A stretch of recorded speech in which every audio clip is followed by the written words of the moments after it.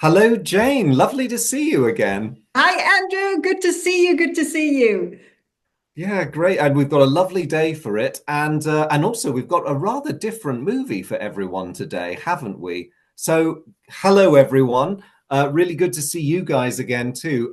We decided we would do something rather different this time, and we're not ill, I promise, but we are breaking out of our 1990s fixation again.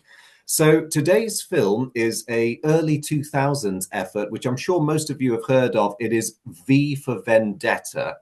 Now, just to quickly say, yes, we do know that it does not depict historical events per se. It does depict an alternate possible future as it was perceived at the time, which does open all kinds of interesting counterfactual discussions, possibly too many, I don't know. But also, sad to say, we do feel that some of the themes in that film are very, very relevant to the present day. Jane, I think you said earlier that they are themes that never go away, but they tend to have sort of periods of intensity throughout history where they're more prominent and other times when they're not. Yeah, no, you're right, Andrew. And thank you again for indulging me because I love this movie. I know I say every time that I'm excited, but this time I'm really excited because this is one of my top five movies. I love V for Vendetta. And you're right, it's of course a fictional world entirely, but with themes and discussions that seem to never really be outdated. They always seem to somehow have a relevance. I think in any kind of society. But just as you say, Andrew, to give it a little bit of a background, this was a graphic novel, of course, originally, or a comic created by Alan Moore in the early 80s and was published between the early 80s and I think 89. Written by Alan Moore and illustrated by David Lloyd. And I think they were very heavily inspired by the political debate at the time, particularly the fear around the Cold War and so on. And Alan Moore is definitely not shy when it comes to political debates. And he is a magnificent genius of a writer. And a lot of the dialogue we hear in the film also comes directly from the comics or the novels. And the movie script was written by the Wachowskis. I think back then they were known as the Wachowski brothers, now sisters. They're both of them trans. And amazing storytellers as well. The film, of course, covers a little bit of a simplified storyline, but it's basically one fantastic scene after the other with some amazing dialogues and points all the way through. And you feel a little bit like every scene is a little masterpiece in its own right. So there's so much to uncover with this movie. And as you said, Andrew, some themes and discussions that never really seem to go away. Do you remember, Andrew, when you first watched this one? Yes, I do. I actually went to watch it when it came out because I had read the series, but I read the second production run, so it was the color one that came out between 88 and 89, I think it was. It was mainly aimed at the US market, that one, but I did manage to get hold of the sort of special edition, which I sadly no longer have. I think I can't remember who I stupidly gave it to. I wish I hadn't now, but I was absolutely enthralled, and so when I knew that the movie was coming, I just thought, no, I've got to watch this. Even if they do a terrible job, I've got to watch this because, and I'm glad to say they definitely. I know Alan Moore might disagree with me on this, but I do not think they did a terrible job. I think they did a stupendous job. When did you encounter the graphic novels, You Jane? know, I'm ashamed to say I knew about the novels, of course. My brother read them. He's older than me, and he was into all the graphic stuff. I'm ashamed to say I didn't see the movie until a couple of years after it came out, and it was a friend of mine who'd been to see it, and she wouldn't shut up about it, and she told me about all the scenes, and I was like, all right, I'll see it. And I was just gone after that. I loved it so. I've watched it so many times since. I know Alan Moore has had quite a lot of comments around it. But I actually do believe they did a good job, and I think there was some amazing directing and acting in it as well. It's a combination of a lot of different techniques in terms of directing, and the slowdown in the action sequences, mixed with some amazing dialogue and constant sort of play of shadow and light in a lot of the scenes. And then it kind of starts out in a funny way, because we start with what is probably the ultimate revolution, which is the gunpowder plot in 1605, and we get that as a background history, and that gives it a sense of realism in a way, that we start out in with something that we all know about and have heard about, and the theme of remember is sort of edged into everything after that. So I actually think that's a brilliant way of starting as a story, especially a fictional one, that we kind of think, we have roots in something historic here, and then we move on from there. Yes, yes, and of course it's a nice controversial one as well, because I actually quite like how in the story and in the movie that it's not an oversimplified case of good guys against bad guys. I find the motives of all the characters are so rich and deeply complex. And yes, you do get amazing paragons like, V himself, and Evie. And then on the other side, you've got definite, really, truly lost soul, nasty people like Creedy. But then you have the ones caught in the middle, like Finch and his sergeant, who are very much, they're on the wrong side of history, as it were, but they're essentially decent people trying to do the right thing in a rather hideous situation, which has sort of overtaken them. And for me, that gives the film so much of its richness and makes it very true to life, because, much as when, in any era, people get terribly upset and, rather flushed when they're having political debates. and we've seen enough fistfights break out in the halls of government across the world in our media over the last few decades. But to me, it is a nice reminder that at the end of the day, it's people, Yeah. and so much depends on people and individuals and the decisions they make. You raise a really good point, because the characters are wonderfully complex. No one is really truly bad or truly good.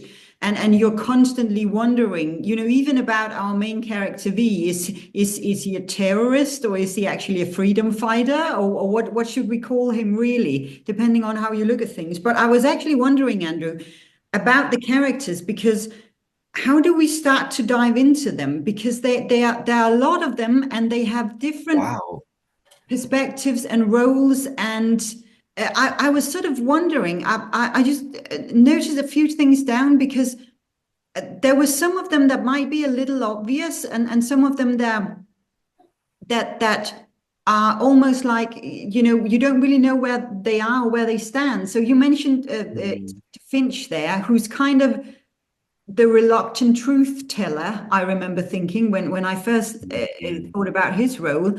And then you have Chancellor Sutler, who's kind of the face of tyranny, and you don't really see him apart from the last scene. He's only really a face on a screen until the very last scene. And then you have Creedy, as you mentioned, who's in a way the opportunist. He's the one who's trying to find his own way into power. And you have, I wanted to mention him as well, because I think there's some good things to discuss in Louis Prothero, who is that news reporter, and he used to be, I think, a military commander or something. And the voice of fear, or the voice of propaganda, if you like, he's killed very early on, but he certainly had a really, really important play in the shaping of this society as it is. So that there are some characters that are wonderfully complex, and I suppose opposite that, you have the role of V and Evie, who is completely by accident thrown into this world of V, and has her own voice, but at the same time she hasn't really found out when she meets V for the first time if she should rebel or what has she done, and is that wise, and where is she now, and now she's suddenly with V, and what does that mean for her? So her journey is a remarkable one.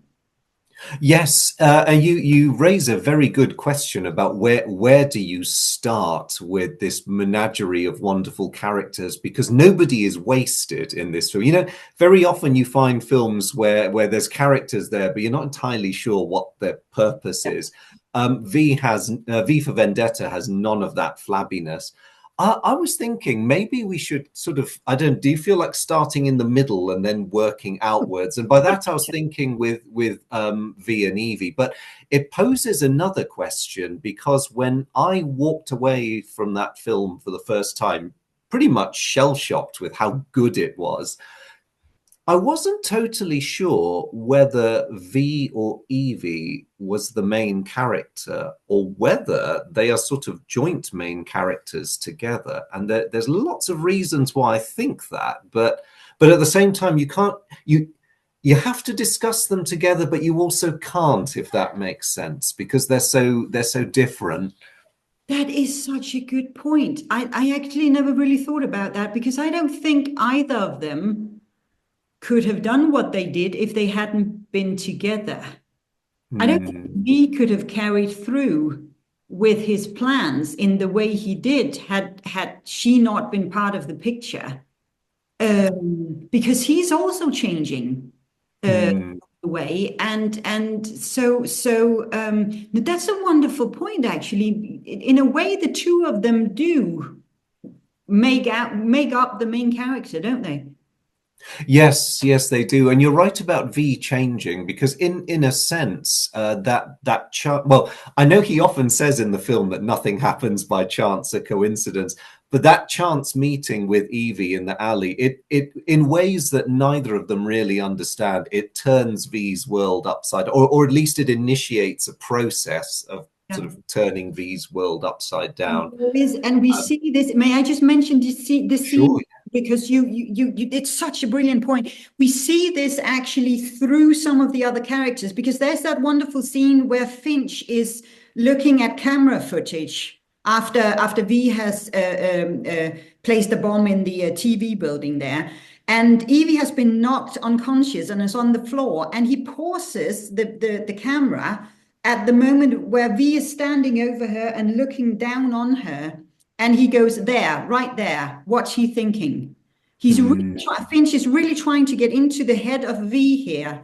And the question is, if V actually knows at this point, what's he going to do? Is he going to leave her? Is he going to because he kind of knows he can't. She's going to be interrogated and possibly killed or put in a cell or something. And I don't think he really has the heart to do that to her, even though he doesn't really know her at this point.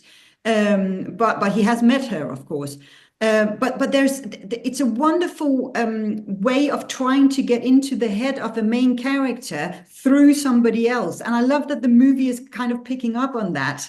That Yes. really trying, there. What's he thinking there? You know, Yeah.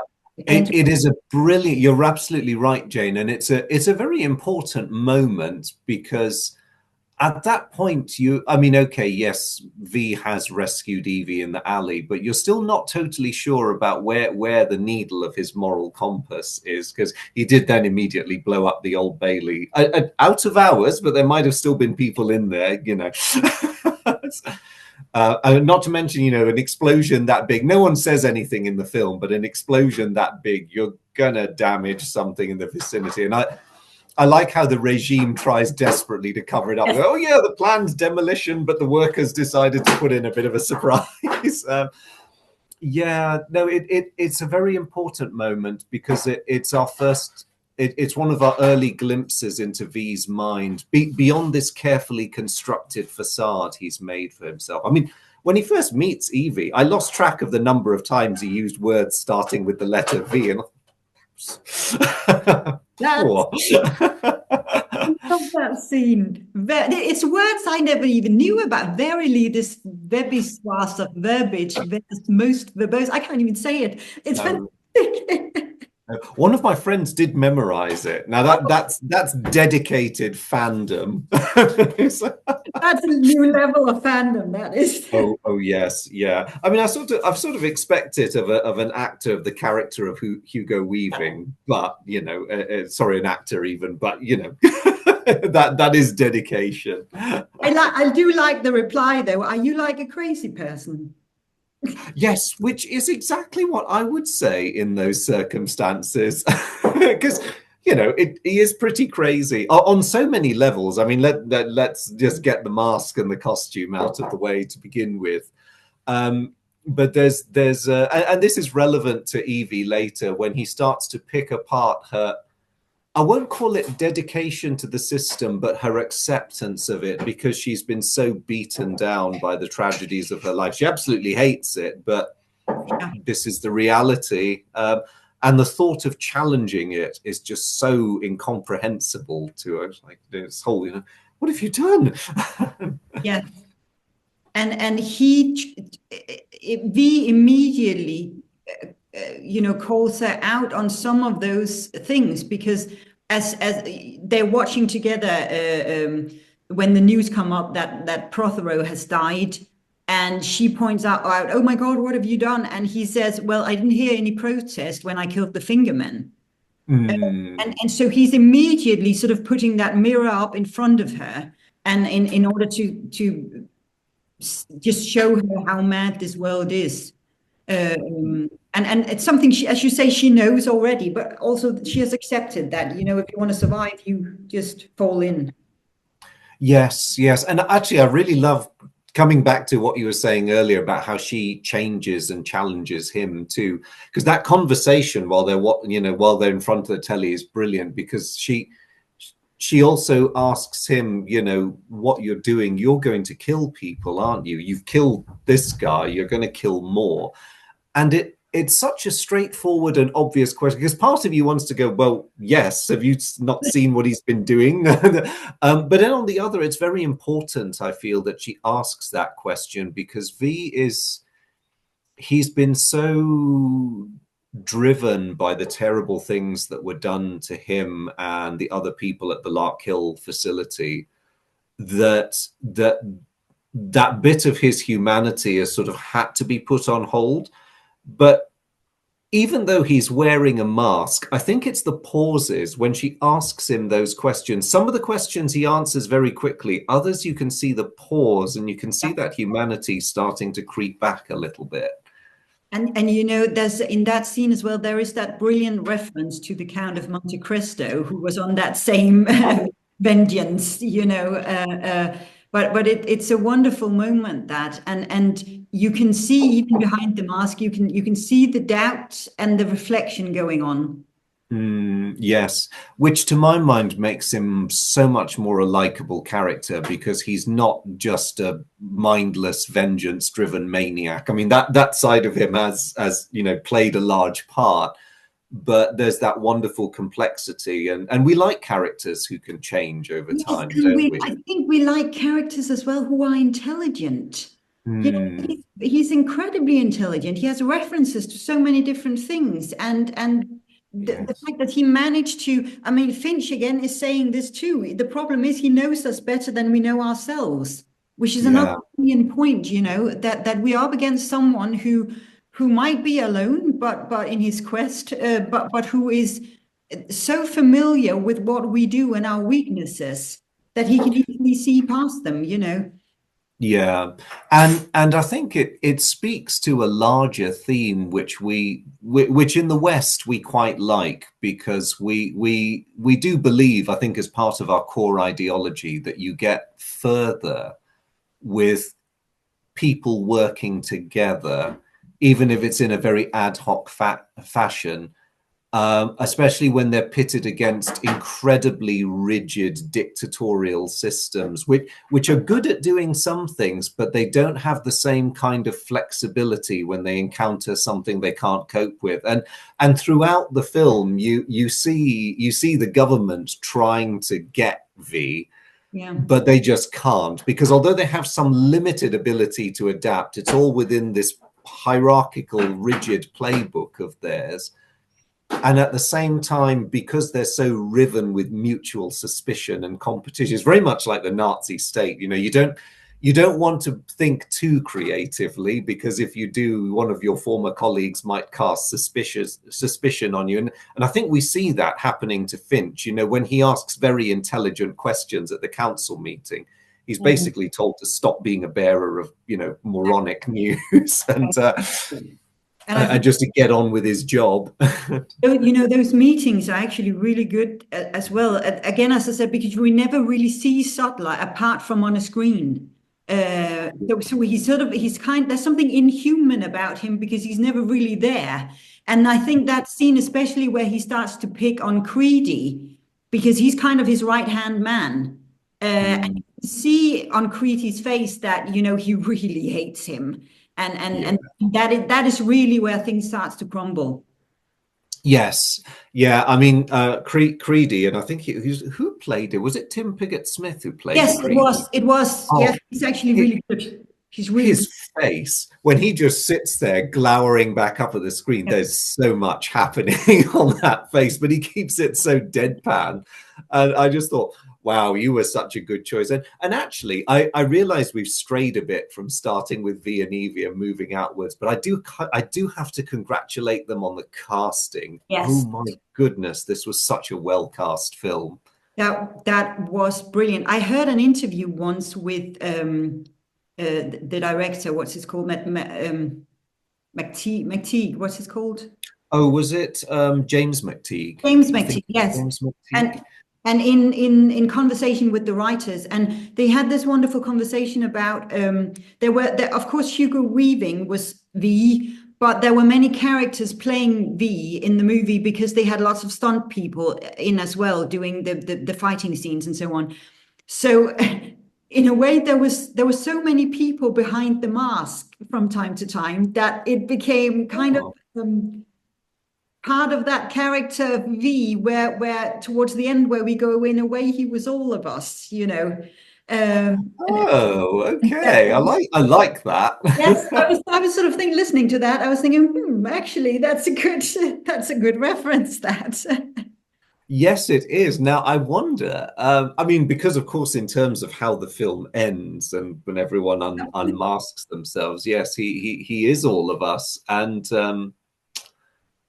yeah, oh my gosh, I just love that. I hadn't had any idea about that, but yes, of course, it makes perfect sense. Yeah, I And was sort of thinking, that's actually a really good point. You never, because you don't know when you watch the film, you just think it's that same one character because that's the one you see. But of course, doing the film, they had, I don't think they said how many, but they had quite a few people playing V because it required different types of stunts. Some were jumping, some were fighting. So there was a lot of that going on. And then of course Hugo Weaving doing that magnificent voice and the actual acting and the emotional side of things, which was just amazing.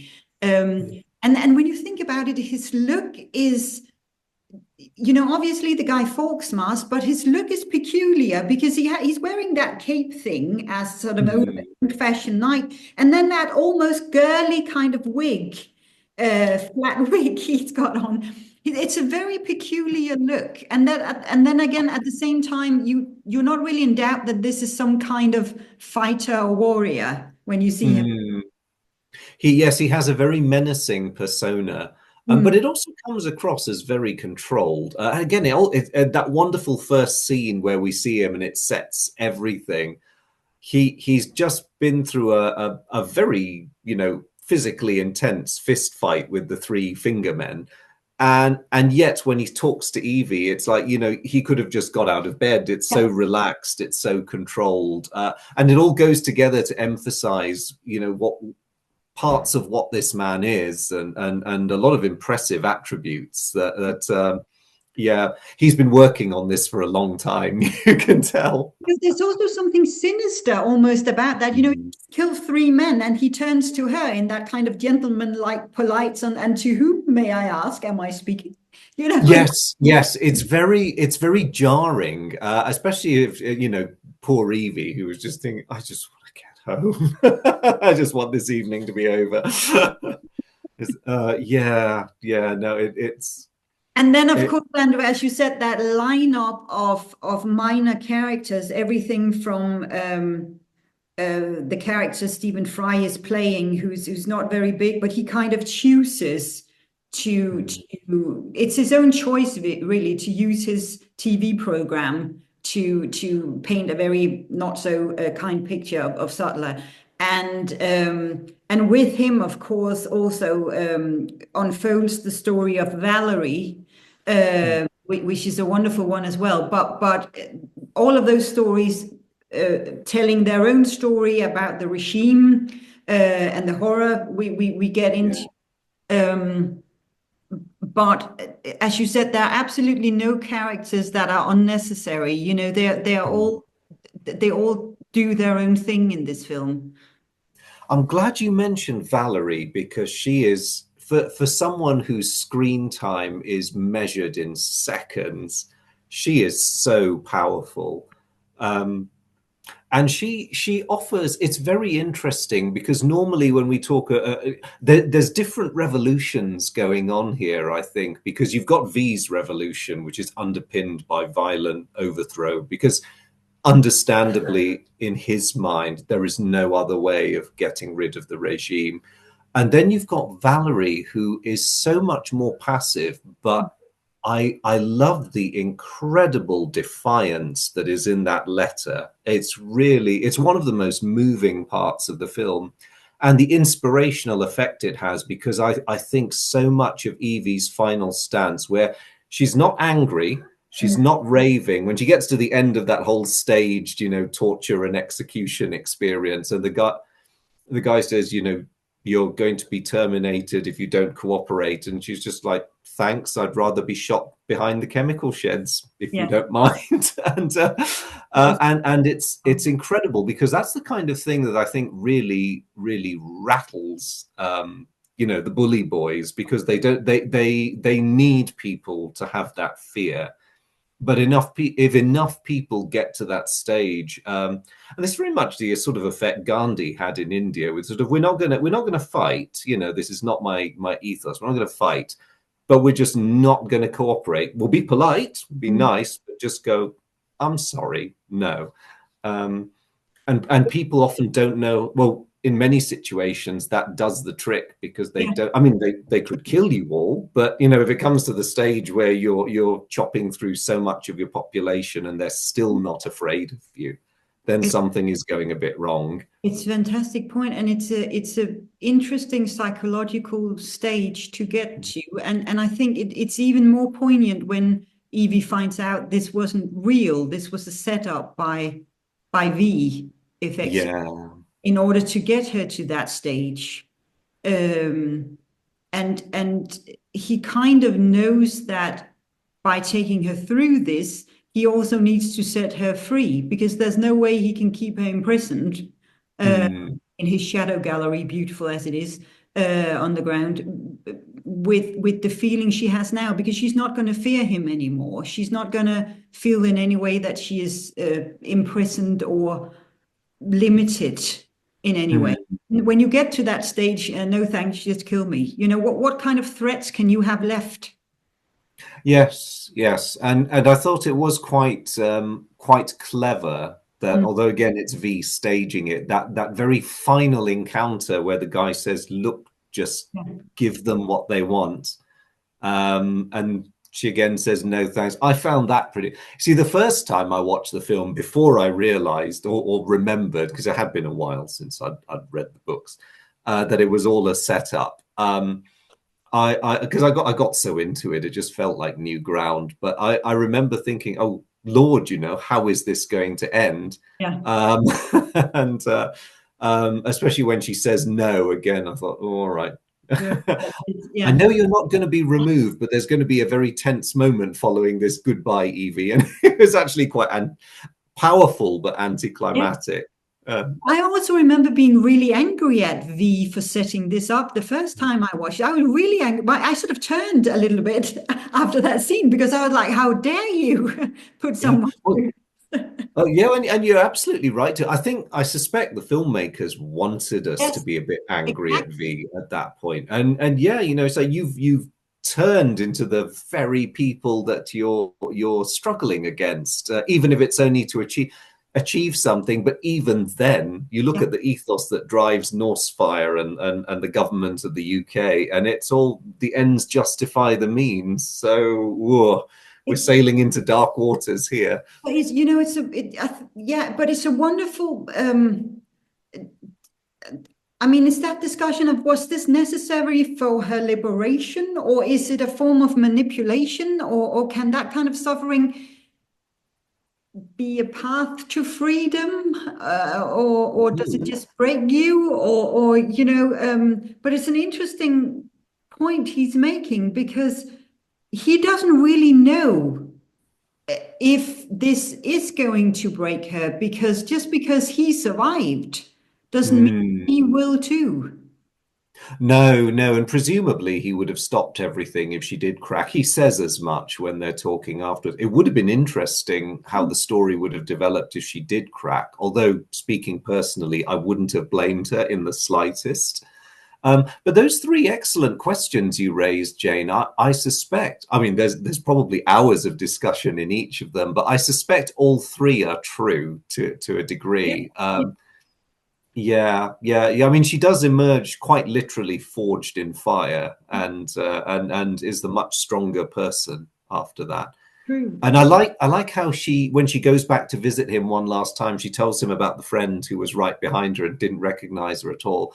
And I suspect that there is so much more than because, it's not just Yeah. that she's got her head shaved now.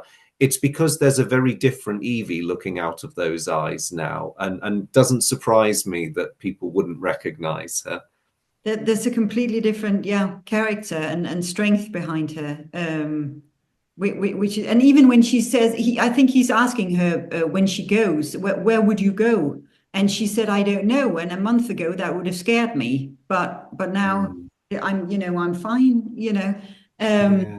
it's a wonderful transformation, scary and wonderful transformation that.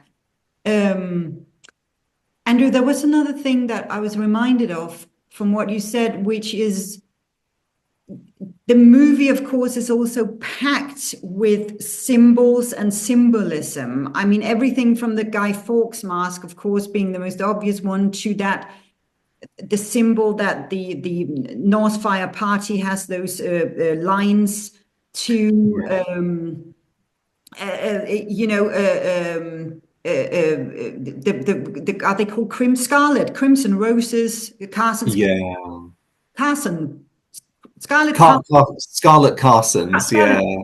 they're called, yeah. Um, and there is this underlying sort of question as well around symbols, if they alone can create a change, or if, what do they inspire you to do in terms of actions? Because symbols can be very, very powerful. And we know that from history as well. And there are some scary symbols out there, but there are also those that somehow and V is using the Guy Fawkes mask as well towards the end when he's sending out thousands of them and people start Mm. wearing them as a kind of protest or revolution. And he's sort of turning everyone into himself or into Guy Fawkes in a way. And that sparks a reaction behind the symbol, that you use the symbol to act in a way. So there is a wonderful, I was about to say symbolism. That's a rubbish way of putting it. No, it makes perfect sense. But Um, did you think about that? Was that clear to you when you watched it? not as clearly as you've articulated it so well there, Jane, but I think I was aware of it. And I mean, yes, the Guy Fawkes symbolism was very clear. I did remember that from the graphic novels that V was very much about restoring the UK to. Well, I shouldn't say restoring because I don't think we were ever there in our history, but sort of establishing a state of anarchy, and by that I don't mean the negative perceptions of anarchy. I think it's more along the highest levels of individual freedom that you can have while still vaguely functioning as a coherent society. I'm not too sure how that's meant to work, and I think not every anarchist can agree on how it's supposed to work. But it's the positive rather than the negative, mobs in the streets type Mm. anarchy. So so yes, in a sense, Guy Fawkes is quite a good symbol for that, but also it does represent a deviation from the historical Guy Fawkes, which is interesting. I did pick up on that because I like the illustration of how we adopt symbols from the past and we change their meaning to suit our purposes in the present day. And you do see it with so much. I mean, yeah. I mean, looking back at Norse Fire, the very unmistakable fascist overtones in everything from their uniforms to that very curious red cross on the black background that you Yes. describe. I think it's meant to be a slightly weird combination of the Christian cross and the flag of St. George. Yes. Maybe that's what I took it to mean.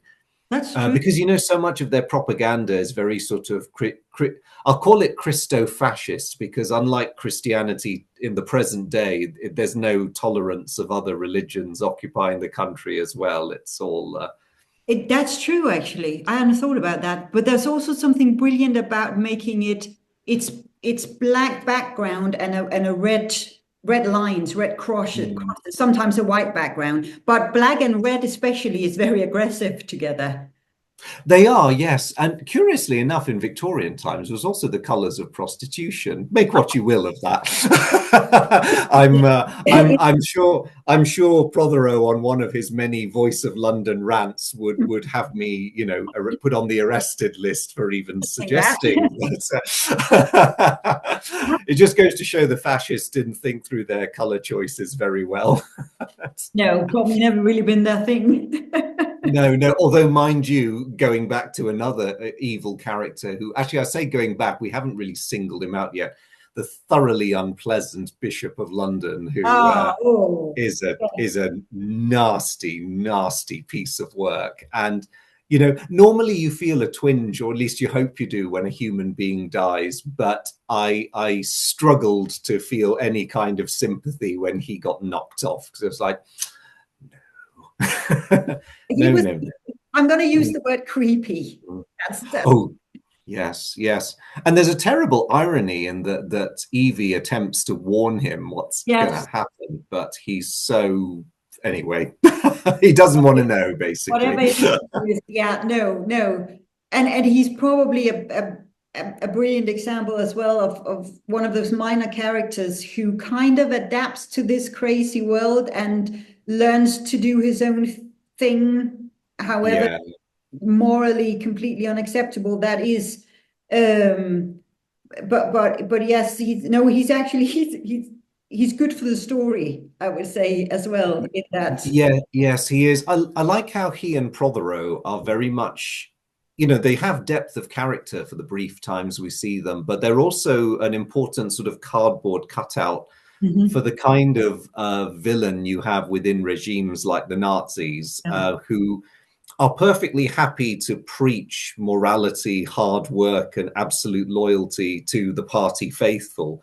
And Yeah. then, as soon as behind their closed doors they get up to all sorts of nonsense, which Yeah. is anything but the somewhat mendacious party message. You're, And they illustrate those different sides of the coin very, very well. yeah, Yeah. you're right. Um, Uh, there, yeah. there was also, because I found the roses interesting, because in a way they are, I mean, roses are always used as a symbol of love and a very soft symbol.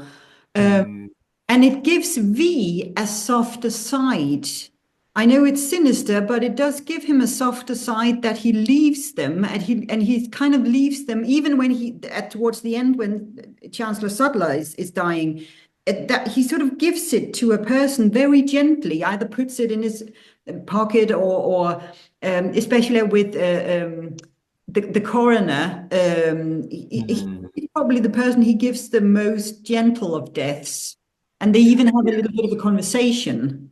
Hmm. Yes, she's a good one. Again, another very brief character, but I like that she's in there too for similar reasons to Finch, because she fits a very interesting arc into a ridiculously short amount of screen time. Where when you get the voiceovers of her journal, she's just the core scientist who's so into her work, she's basically switched off the morality. It's like, oh, my test subjects are here. Like, you mean a bunch of frightened people have just arrived, not, ooh, my guinea pigs. But by the end of it, I do like that she's been able to make that transition to someone with a conscience who is clearly quite troubled by what they did in the past. And I think it's good that she, even though she had asks, is it pointless to apologize? And it's just a nice moment of absolution for her, which gives her a peaceful, as you say, a peaceful departure compared to the others who go down squealing. And they lose all the dignity of their power and Yes. their power and office, and they're basically just begging on their knees for all their bluster and bravado. And I love how she's allowed to say that in the film. mm, That he doesn't just kill her, but the fact that she asked that question, is it? I think she says something. Yeah, is it meaningless or something to apologize? And he goes never. He mm, doesn't really forgive her, but yeah, he realizes that she's been on a journey, and she knows mm, she's kind of full of acceptance. She's not trying to fight the fact that she's going to die. She's just yeah, has that same calmness almost as him and Evie when they reach that level of realization that yes, of course you've come to kill me. How can yeah. it be otherwise? Yeah, and I like the touch of the roses too, because it's very much saying it's not just for me personally, and I don't know whether this is him justifying it to himself or whether he genuinely feels this way. But of course, it's unmistakably for Valerie as well. And I just had the weirdest thought that I've never had in my life before. They could equally be V for Valerie. There's a lot of V going on here. There's a lot of me going on. There's a lot of V going on. Yeah, that's of course a totally different kind of symbol. All the V's that are spray painted or carved, if you Mm. sort, into posters and what have you. So yeah, the V is very much or put in dominoes. Well, that was impressive. I mean, that was real. I dread to think how many takes it took before they were happy with it. Although I do note the multiple cameras and the different Yeah. angles, so they probably didn't get it in one. I'll be astounded if they did. Guys, if you happen to know, if you were any, tell us, did they get that take in one shot? Because that would be I fantastic. kind of hope they did, because imagine putting all that up again. Could we just, yeah, take two, guys. Oh, shit.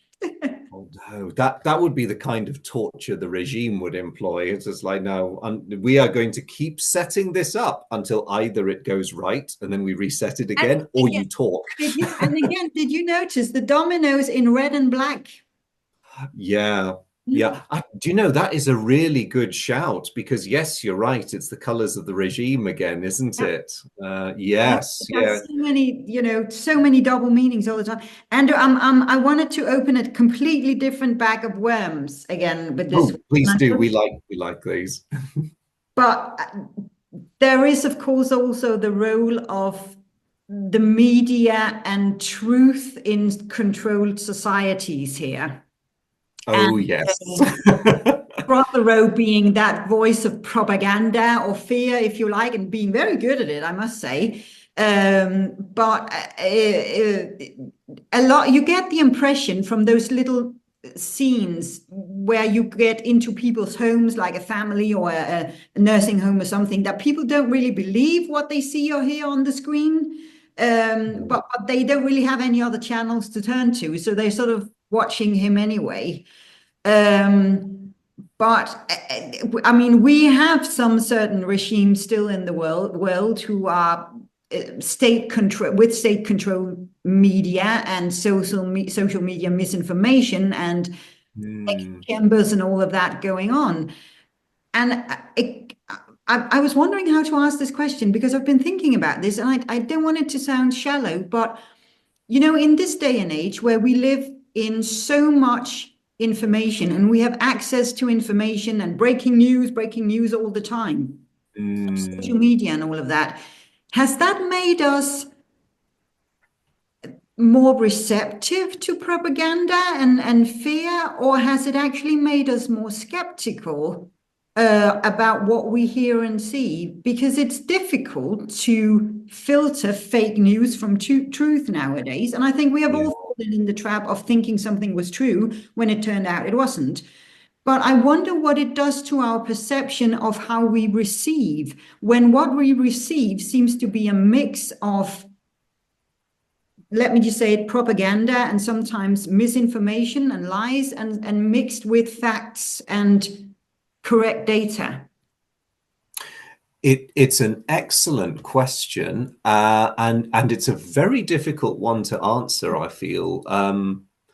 My own thoughts on the subject are, it's good on the one hand that we have access to so many sources of information, but while some people have embraced this, if they've got the time to go through it all for one, I feel it's also had a slightly numbing effect on us, because That's a good point. when it's like staring at an overloaded supermarket shelf where you don't have a clear idea of what you've come to buy, and this stuff is, you get the overload, and then a bit of your brain goes, I just don't want to think about this. You So walk out for some, empty-handed, and then you end up yeah, walking out empty-handed because you don't really, I couldn't, it was too much. yes, you just think, I'm going to deal with this another time, and of course there's the fatigue of modern life. We all have things in our day, whether it's work or something else, or any kind of demanding vocation that requires us to burn most of our brain power. And then by the time you finally have a minute to sit down and think about the news or about the issues of the day, you just think, oh my word, this is covered on 30 different websites. And actually, I was amused to see not so long ago, I think I saw my first one last year, these adverts for apps that actually go through news agencies for you, and they filter them for you. You can apply the filters. You say, I'm interested in stories from left-leaning sources or right-leaning sources, or can you warn me, I've never come across this paper before, do you rate it as left, right, or centrist? And what is their main focus? Are they mainly interested in economics, in politics, in social, or a combination? So I just thought, right, we need apps to help us do our thinking now, because there's just so much out there. So there's the numbing element, but I think the numbing element then leads us to fall back on our preconceptions and the ideologies we've been shaped with as we've grown up and lived our lives. So that, there's those news sources you automatically reject out of hand just because you go, no. Yeah. And I may be thinking of a news agency that's named after a small countryside animal that sometimes gets hunted in Britain, but no names named. Yeah. Yeah, but that's purely an off the top of my head example. So you you turn them on for amusement, but you don't regard them as any sort of credible news source. And we also build hierarchies, I think, which is a lot more subtle. So I would regard anything printed by the Sun newspaper in Britain, for example, as being infinitely more reliable than anything printed by the Daily Mail, for example. And if you're going to read the right-wing press, the Sun is much better. You get a bit more accuracy and better coverage. And I don't mind saying that on a platform. Come at me, Daily Mail. I'm good with that. I'm small fry. They've got so many people saying the same thing. I'm small fry. But anyway, I'm so sorry. I was drifting into personal stuff now. But so I think we do live in an age where propaganda can reach us more easily, and also it's become a lot more insidious. You hardly. Well, no, you still see it, but you rarely get the sort of very clumsy 1910s First World War type propaganda where, badly dressed actors pretending to be German soldiers, beating nuns with clubs. Because you look at that now and you just go, yeah, no. But it is so much more subtle. And I was interested to see how much political party broadcasts play on our fears. And it happens everywhere. It happens in Britain. I see it happening I see it happening across Western Europe. And even in countries which are less than democratic, it's all about the other. There's that great song in the musical Hadestown, isn't there? Where I don't. Are you familiar with the musical? Yeah, I know about it. I haven't seen it. It's very good because Hades is basically singing to his subjects to lead them as they work, and the whole song is "Why do we build this wall, my children?" And Ah, the stanzas that come back is like, "We build the wall to keep out the enemy, and who is the enemy? The enemy is poverty. And why should we keep these people outside? Because we have got and they have not." And then why should they want what we have got? So, because we have jobs, because we build the wall. And he comes to near the end of the song and he says, "Yes, my children, because building the wall is never done and waging our war is never, the war is never won." And it's this self-perpetuating yeah. Oh, thing. And it, it's brilliant because it speaks so much to the kind of instruments of manipulation and control that we see. I mean, everywhere. The democracies are certainly not free from that, from a subtler level of it.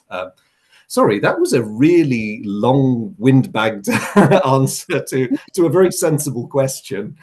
a brilliant reply, and I don't have much to add to that. That was fantastic, Andrew. And you're so right about the numbness as well, because I think I can sometimes physically feel it when I turn on the news nowadays, and you just go, okay, another yellow breaking news going on. You just feel tired. And that can be dangerous too. And I think that's a theme in the movie as well, that especially when V turns up on the screen, when he's in the broadcasting building, that, he's even talking about, I know why you did it. And I know that it's easier just to follow along and get on with your boring lives, but if you might want to consider returning a year from now, so he's right. He's raising a really good point there, that you can be, in a way, bombarded into a numbness with all of this, Yeah. which is, I'm guessing, a kind of propaganda tool as well, almost, or something you can use to stop people from trying to create a revolution or rebel in any way. Yeah. And it is a timely reminder because I remember when I watched the movie, it was so shocking to me at the time because, of course, it was the immediate aftermath of 9/11. And, Michael Moore was making his documentaries questioning what he considered the excesses of the US Secret Service and the security, rounding up dissidents who were just complaining about the government over jars of cookies in their reading clubs. Like, this is a bit extreme, guys. And that really spoke to me at the time. But what worries me is that because it's become such a common theme in our storytelling and popular culture, when I watch more recent films about, government conspiracies and governments taking control and depriving people of their rights, I sort of sit there and go, yeah, that was a good movie, but that apathy is there because I've heard it before. Yeah. And if it is that time of night and it's been a busy day at work, it's so much easier to dismiss. And watching this again for this video made me think about that and go, actually, that is a bit worrying. The anti establishment, or well, not establishment, but the anti takeover fascist propaganda has actually inadvertently started to have the same effect, just because we've got such a steady diet of it. Like, oh yes, we must definitely keep an eye out, and governments must be afraid of our people. Oh, is that the time? So exactly. No, that's a fantastic point. And you also raised a good point, Andrew, about democracies are probably the most fragile of government's forms, because you really need to guard it and hone it and nurse it and take care of it all. It's an autocracy. It's a much easier regime. Just do what I say, and that's it. But there was something I was also thinking about with regards to this, in our free speech, which is such a fundamental thing in the democracy. The entire concept on free speech is based on the fact that we trust in the conversation and we trust in the subject we are discussing. So we can agree to disagree, but kind of trust in the facts we are discussing. But the thing is, if we are so bombarded with lies and misinformation, how can that not undermine the trust we have in the conversation? Because how do we know then if what we discuss is actually based on facts and data?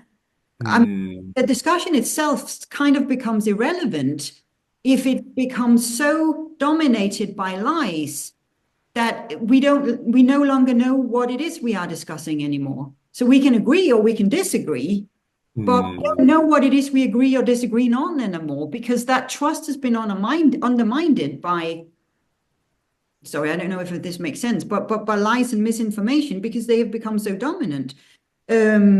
And I think, just to add to a completely different perspective on that, which is something I've only just recently become aware of, in that propaganda, there's also a very important tool in gaslighting.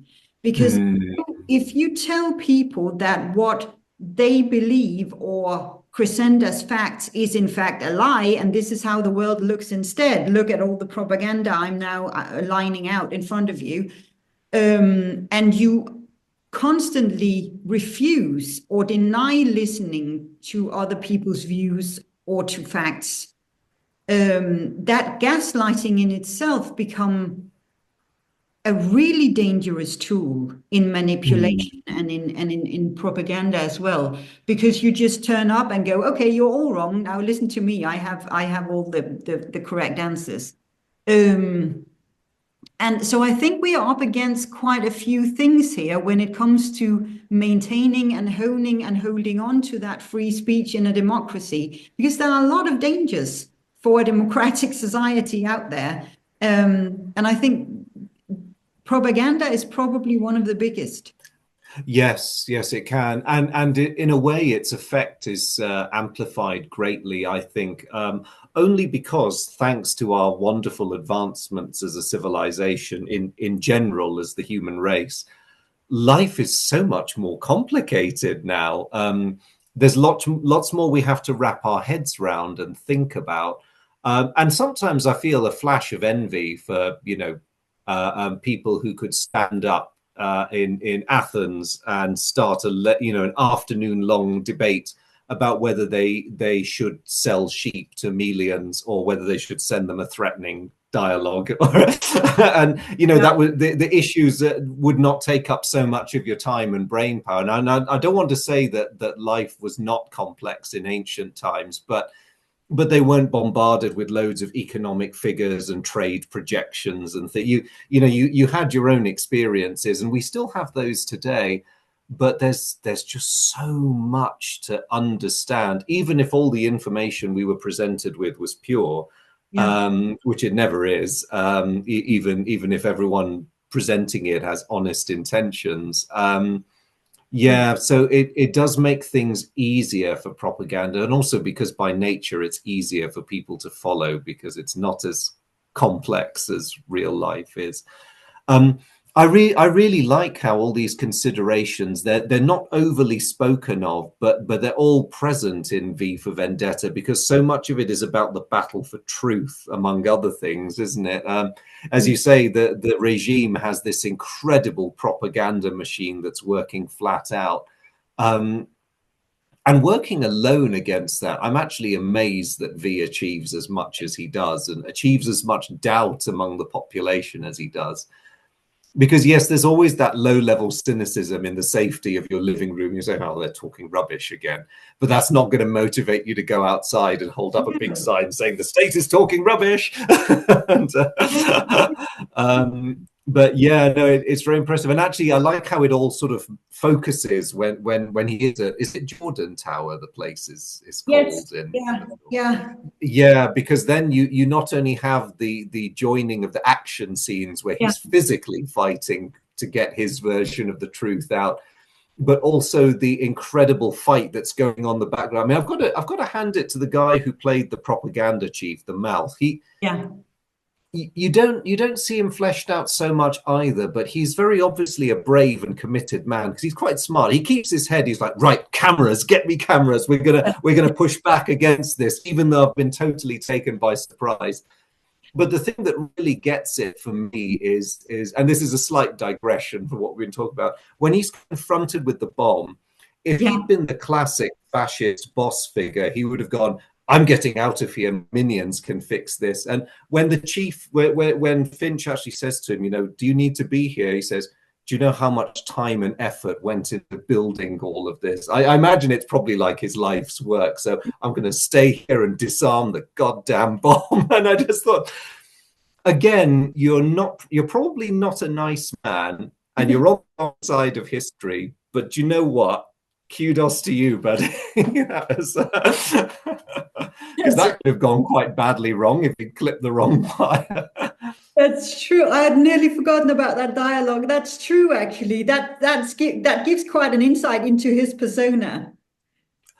Yes, and it also shows just how intense the battle for truth can be. Because when we look at real world examples, people are so committed to pushing their line, even if in their heart of hearts they know it's a bunch of nonsense. But they've got a job to do, and it is worrying for ordinary people, as you said, trying to sift through this mass of rather largely nonsense with some nuggets of useful stuff hidden away there. Andrew, it actually brings me a little bit to the character of Rockwood, who is kind of a way of manipulating as well, I suppose. But it's interesting that V chooses that character to get in touch and communicate with Finch.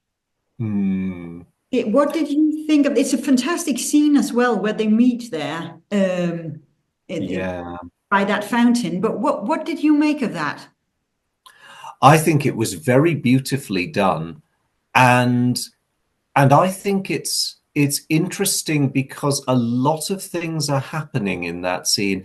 As you say, there's manipulation on so many levels. So in a way, Finch is being manipulated by being given the truth. Because even though he gets really angry later when he realizes it was V the whole time, the doubts that conversation has placed in his mind will not go away.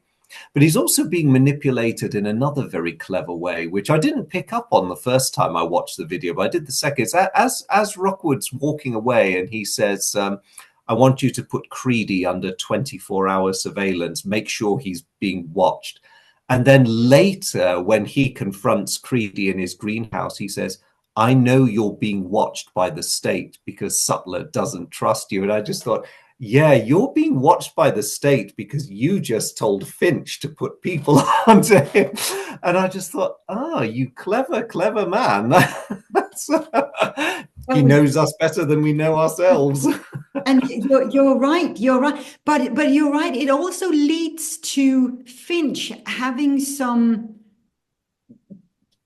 doubts, I suppose it is, or at least thoughts he hasn't really allowed himself to have before, because I think it also it prompts him to go to Lark Hill, that concentration facility.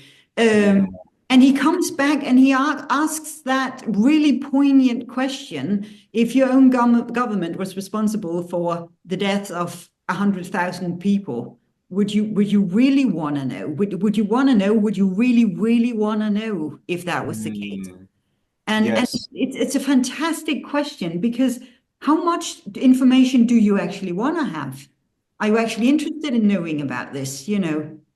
Yeah. Well, as V said in his broadcast, we all want a quiet life. The great problem anybody has is when you have incontrovertible proof that your rulers have committed a crime of that scale, you've no choice but to act. I mean, otherwise, what does that say about us as individuals if we know for certain that this has been done in our name by our government, and you just think, I can't just sit here and enjoy my quiet life anymore, can I?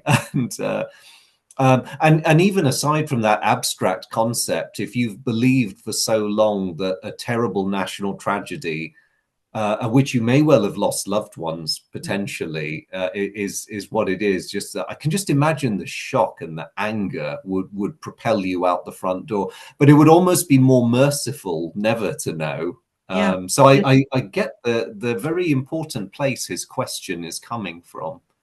it's a fantastic insight, that, and he, um even that conversation the two of them have in the office, where he's being asked, so do you know what's going to happen? No, it was a feeling, but I can guess. And he basically outlines uh everything that's going to happen, because as he said himself, he knows us better than we know ourselves. So these Yeah. the first thing he needs to do is to create chaos and panic, and all of these masks go out, and basically anarchy starts to happen. And of course, at which point, V only needs to keep his word. Yes. Yeah.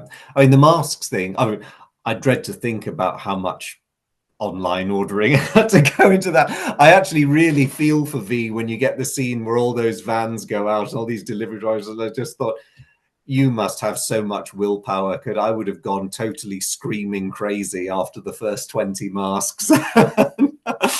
Unless you can bulk order and just put down every no, I can't think how. I don't want to know. That knowledge would drive me insane. But yes, and it's very true actually. Yes, because he lovingly creates the conditions, and that poor little girl getting shot by the finger man is pretty much the taper, isn't it? Because Yes. then next you see in the news that there's rioting, and I remember there's at least one meeting, it might even be a bit before this, where Creedy in one of the meetings says, our people are stretched to capacity because trouble is brewing. And it's a nice reminder that regimes like this do actually depend on intimidating a much larger number of people. But if you get enough of them angry, then you've got Yeah. problems because yeah, unless you have two soldiers for every one of them, you're not going to come out of this looking good. No, it's a fantastic way of, I suppose, remanipulation almost from V's side. This Yes. little take on it. No, as I said, it's just packed with brilliant scenes, and really provokes thought, doesn't it? This movie, on so many levels. Andrew, we probably need to wrap up soon, but I was wondering, is there anything we have missed so far? Because I have a question for you towards the end that I thought we could wrap up with, but I just wanted to make sure we haven't missed anything. Oh, well, I know we have. It's been a brilliant discussion. I know we've gone on a long time. Sorry, guys.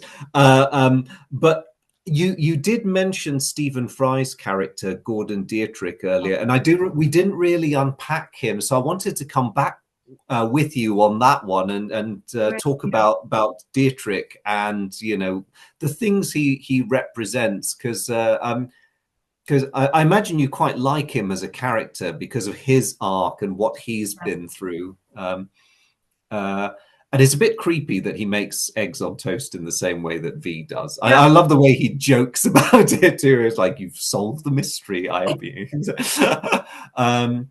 Yes, because it's a marvelous example of how someone like him can make such a courageous decision after having been beaten down and cowed for so long. Because on the one hand, he has power because he's an influential public figure. But on the other hand, he's so horrifically vulnerable because he has all the comforts you could have under that regime, the fame, the creature comforts. I mean, if he wasn't orientated the way he was, he could also have a bevy of young ladies at regular intervals. But none of that is what he really wants, and also to put all of that on the line, to risk everything, to strike back at the Chancellor in the only way he knows how. Yeah. I thought was it's one of the more magnificent gestures in the film. I mean, he is a bit foolish to imagine there'd be no painful Yes. repercussions from that, but the guy's an optimist, so No, you're right. He is a wonderful, wonderful character, and his journey tells a lot. And there is, I think, the most poignant thing is when you realize this double life he's leading. Because on one hand, he's this successful TV personality, and he's kind of survived on making the system believes that he's surrounded by beautiful young women all the time. and takes some of them home from time to time and what have you. And then he leads this double life, and he doesn't really confide in anyone but Evie. Mm. And so there is a trust between the two of them as well. That's lovely. And I think even that scene when he is captured, he runs into her bedroom and goes, "Quick, Evie, hide!" And she goes under the bed again, and she kind of relives the moment she had with her parents when she was a little girl and they were taken. But the fact that his first thought goes to her in that moment, and Yes. he's being smashed and taken away. And I know it might seem to some people a little cheesy, but I do like the final scene where we get to see all of them taking their masks off and standing there in front of the parliament. Mm. It's I think it's a nice way of not just ending V's story and Evie's talk about he was everyone, he was kind of all of us in a way, but also the fact that all of these people's death sparked this revolution. And Yeah. different stories in including Dietrich's and all the people who are like him out there in the world who are living a double life, or Mm. certain bits of their life because they might be gay, they might be trans, they might be having a specific religion or religious belief that is no longer acceptable. They might be having a background of ethical sorts that's no longer acceptable. Whatever it is, they are hiding parts of them and parts of their identity behind another facade, behind another mask, if you like, to use that symbol. Mm. Uh, Yes. and all of their stories come together, I think, in that moment, that they represent other people in society who have been living that double life as well. And I think it was done so brilliantly through his little, very short sequence in the film. Yeah, it is a brilliant wrap up, all the more powerful for being totally devoid of dialogue, other than, Evie just, she has her little voiceovers Yeah. towards the end. But yeah, no, it's beautifully wrapped up. And I was glad to see Dietrich Yeah. and all the others there, because although, your brain says no, they were all murdered by the regime, but it's as much the moment for the dead as the moment for all the living, when they strike that blow and basically get themselves back in a very Yeah, important way. that's true. That's true. No, the blow up scene was fantastic. Oh, it was. Yes, we all like a bit of pyrotechnics. Tchaikovsky of all to get 1912 overture with full band. That's fantastic. That was a brilliant piece of writing as well, to use that piece of music. And again, a reference to V's great knowledge on art and culture and Shakespeare and everything, that, bring a bit of Tchaikovsky in here. Yes, absolutely, and it's nicely familiar. I mean, there's been so many movies that have used 1812 Yeah. overture to blow things up to. So It's a wonderful piece of music to blow things up to. Yes, but that, of course, that was a good scene, and also the fact that Finch ends up accepting that, he tries to stop Evie, but she just goes no. It's yeah. happening. And we end with that little, "Do you like music, Mr. Finch?" Yes, yes. It's a weird return to, I don't know. It's almost like a very everyday conversation in the midst of all this craziness. It's quite effective, that. Yes. Oh no, I'm glad you brought him up, Andrew, actually, because you're right. He represents so many people. Hmm. It's a Yeah. fantastic, no, it was a fantastic bit of writing, that. Um, it's just packed, this movie, with so many brilliant scenes. And I think, guys, let us know what was your favorite moment, and what did this movie do to you? Yes, I'd love to know, because I realize there's so much to say, and as always, we've had great fun doing a lot of saying. So guys, do add to the conversation. Jane, you said you had a question. Actually, because I love great quotes, and as you said, Alan Moore had a lot to say about this film, Andrew, and not all good. But there were some of the quotes used in the graphics and in the novel that was actually reused in the film.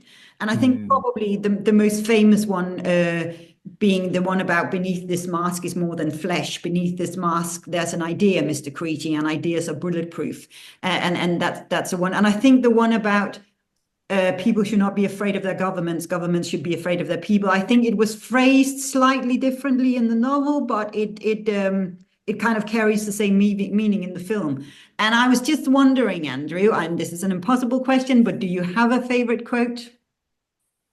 Oh my goodness. The film is full of them.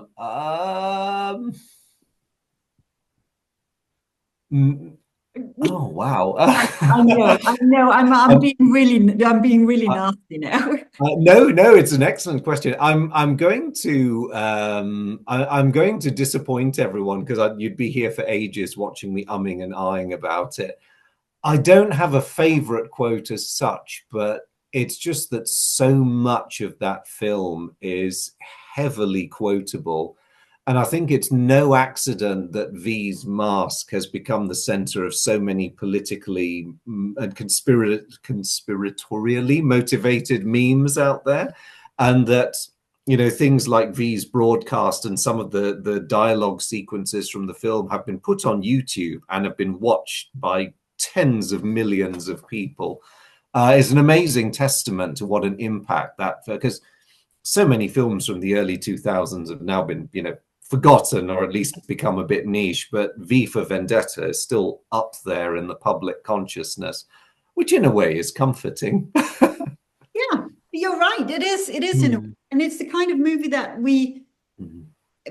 from time to time, things happen in society and in the world where we can relate more to this film than we can at other times. And I think the reason you and me talked about this film now was probably also because we felt there is still a need for it and for the themes and the discussions to be had. And you can connect to your own political views or feelings about the world as it is right now. But that is what good storytelling does. It gives you that mirror and it gives you a perspective into a discussion that can sometimes be difficult to have in society. And if a movie can do that, it's not done a bad job at all, has it? Not at all. It's very impressive for a work of fiction. And actually, very late to the party, as your question drifted, of course, artists use lies to tell truths. So, yeah, or substitute fiction for lies. I think, artists use fiction to tell truths. And that's been the case for, I think, as long as human beings started writing and sharing these stories. Or even, actually, no, I'll take it back further than writing. You had the oral traditions of storytelling. So yeah. So yes, and V for Vendetta does it really, really well. There's always going to be, a Guy Fawkes, isn't there? And we can always discuss, is he a terrorist or a freedom fighter? Yeah, we will, and that conversation will never go away. Good thing too, I think, Yeah. and there will always, I feel, even if the world situation is one that we, whether you're happy with the state of the world or your country or you're not, it's a reminder, as you said, that always needs to be there, and it's conversations that always need to keep happening. Yes, democracy is a delicate bloom at the best of times. Oh, that's a wonderful note to end on, Andrew. Yeah. Okay. Yes. No. I think we've kind of run its course. Also, I have a feeling my offspring might want to be fed. That's a good point. That's a good point. Yes, she's absolutely right. I have been going on a long time, so I'll We call should, it and make her some guys, lunch. we're gonna hand over to you. Let us know what you love about this film, what you think about it, your best quotes, everything around it. Absolutely.